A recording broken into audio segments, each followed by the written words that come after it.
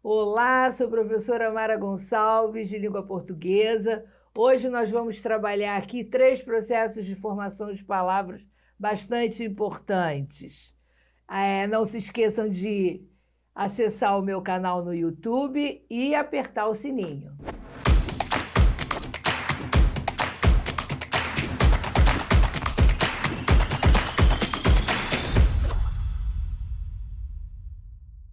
Hoje, então, vamos falar de processos de formação de palavras, tá? Processo de formação de palavras. Como sabemos, há 2 importantes processos de formação de palavras: o de derivação e o de composição, tá? O processo de composição, ele se divide em composição por justaposição e em composição por aglutinação. Então, vamos lá.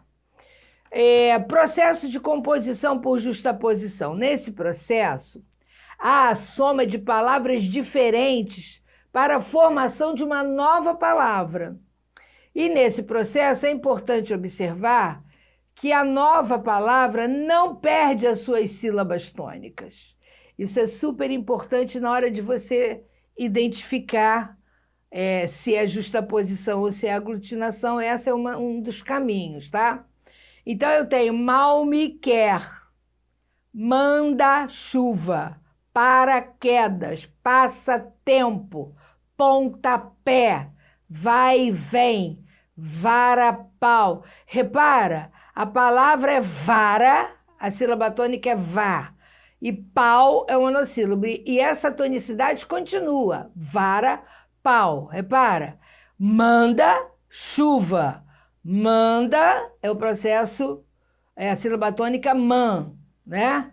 E chuva é o chu. Então, na hora que eu monto a terceira palavra, manda chuva, as sílabas tônicas continuam. Aí eu tenho vai e vem, vara-pau, saca-rolha, segunda-feira, tá? Então, é importante você perceber que eu vou pegar uma palavra, vou pegar outra palavra ou outras palavras para formar uma terceira ou uma quarta palavra, mais as sílabas tônicas das palavras que eu peguei para formar a nova, elas vão continuar, ok?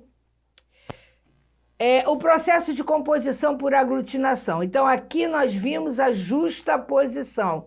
Eu só junto, tá? No processo por aglutinação, também há soma de palavras diferentes para formar uma nova palavra, que apresenta apenas uma sílaba tônica, por isso que aglutina.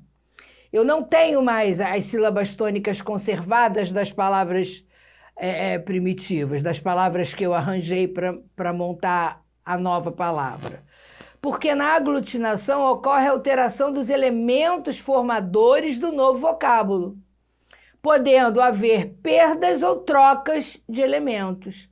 Então, por exemplo, eu somo água com ardente, um A vai embora.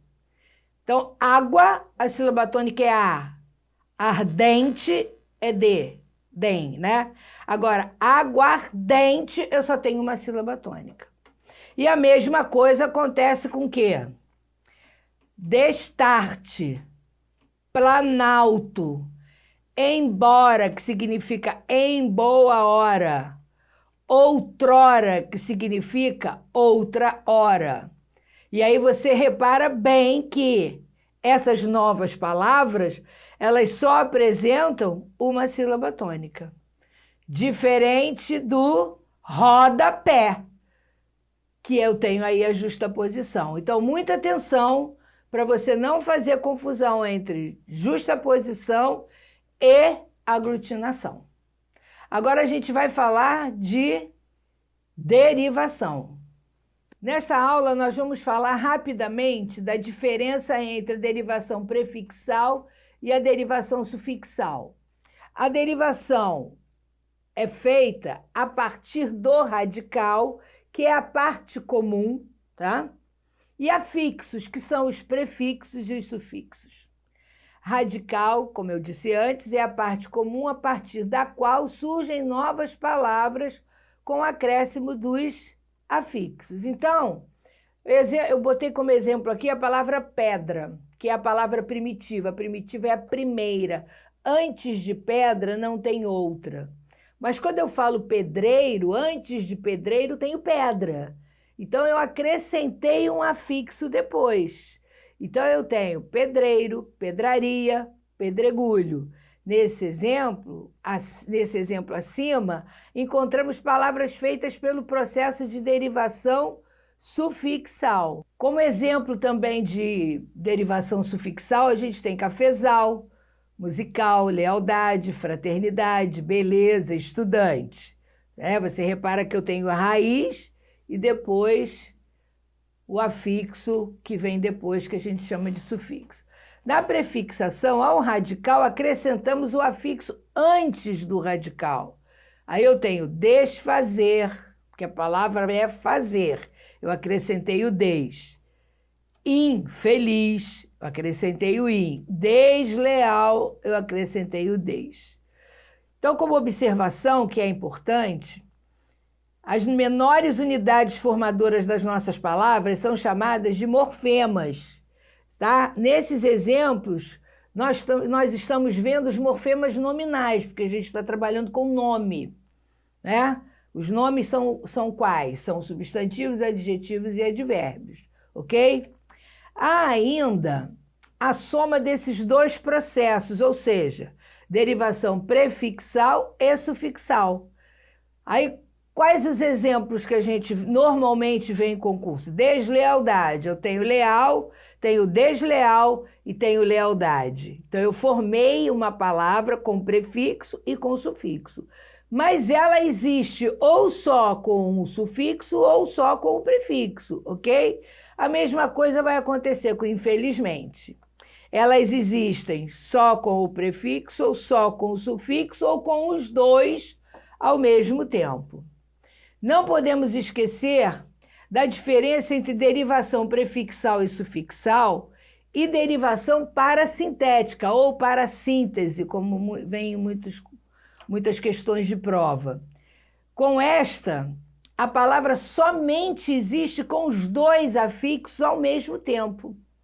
Então, eu tenho entardecer, engordar, desalmado e emudecer. Presta atenção, não existe em tarde, porque o radical, o morfema radical é tarde, até o D, T-A-R-D. Não existe em tarde, não existe tardecer. Então, eu só tenho entardecer, com os dois ao mesmo tempo. E a mesma coisa com engordar. Não existe engorde nem engordar, mas existe engordar. Desalmado, a mesma coisa. Não existe desalme nem almado, só desalmado. E aí dei uma dicasinha aí do emudecer, que não existe emude, ok? Então, se inscreva lá no canal e acesse o sininho para as outras dicas.